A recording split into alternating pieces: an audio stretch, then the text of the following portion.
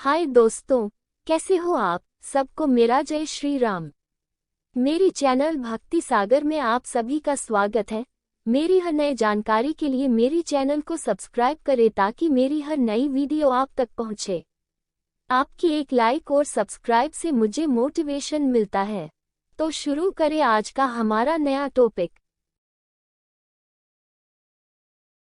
शुरू करते हैं पार्ट 2। भगवान श्री कृष्ण की 14 रहस्यमयी तथ्य के बारे में आगे बढ़ते हैं। इस वीडियो से पहले पार्ट 1 देख लेना। छठा रहस्यमयी तथ्य, ईसा मसीह श्री कृष्ण और बुद्ध का प्रभाव।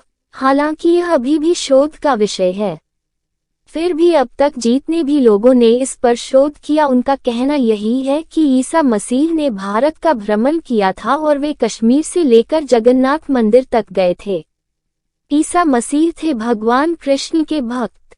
उन्होंने कश्मीर के एक बौद्ध मठ में रहकर ध्यान साधना की थी। यहीं पर उनकी समाधि भी है।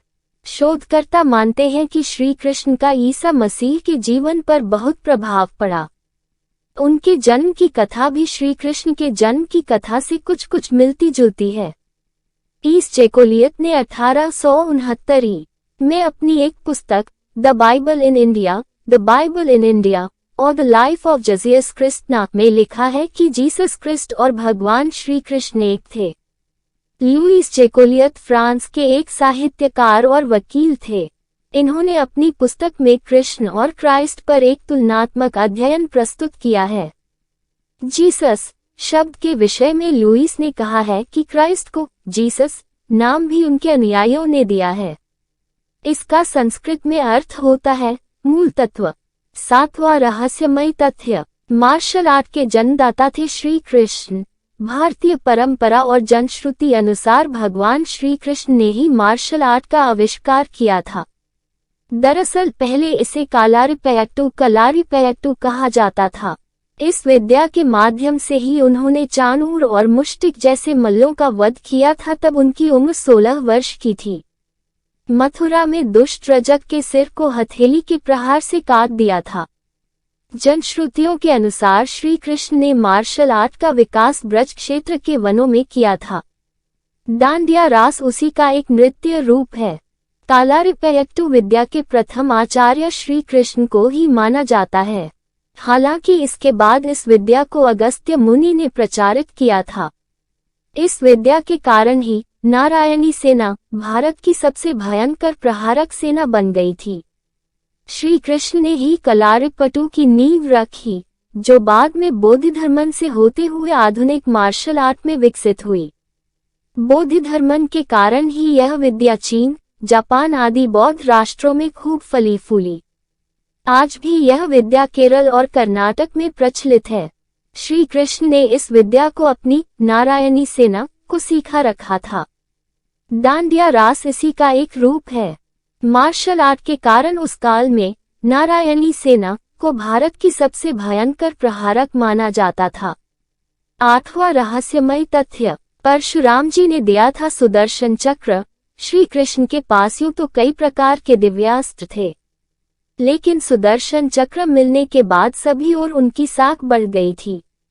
शिवाजी सावंत की किताब युगांधर अनुसार श्री कृष्ण को भगवान परशुराम ने सुदर्शन चक्र प्रदान किया था, तो दूसरी ओर वे पाशुपतास्त्र चलाना भी जानते थे।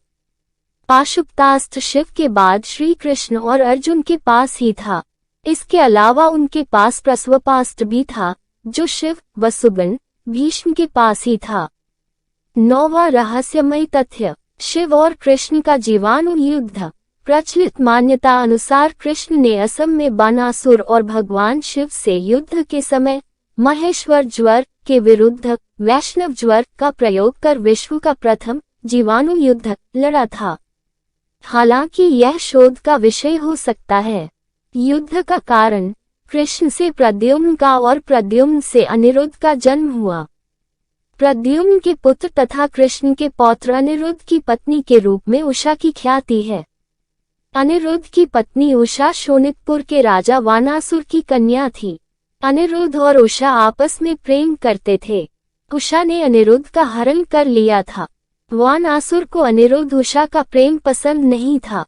उसने अनिरुद्ध को बंधक बना लिया था। वानासुर को शिव का वरदान प्राप्त था। भगवान शिव को इसके कारण श्री कृष्ण से युद्ध करना पड़ा था। अंत में देवताओं के समझाने के बाद यह युद्ध रुका था। श्री कृष्ण ने लड़े थे ये 10 प्रमुख युद्ध। भगवान श्री कृष्ण 64 कलाओं में दक्ष थे।